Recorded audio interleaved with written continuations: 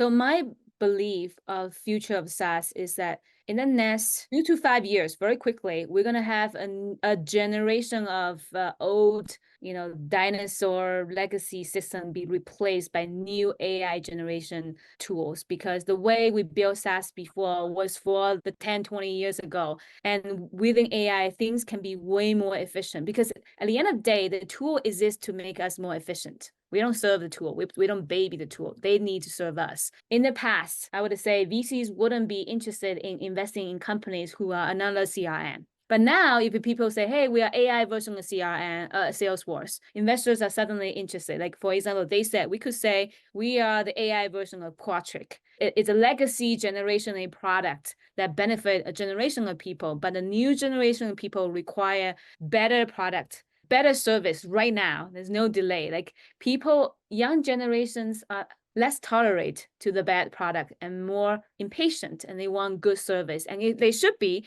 And I think this kind of improvement is actually good for the SaaS industry, because sure, like the different categories is already there. They might be different category created with new AI wave, but the majority category kind of, without the old generation being retired, kick out the system, the new ones have no space. But I think this will happen as we see older product being replaced by a new AI product. Now, if you are an old company that's not built with the AI in your DNA, you might do acqui-hire on different things. But generally speaking, it's very difficult to integrate the old system with a new DNA in here. So that's my prediction: is some company will die and new unicorn will merge.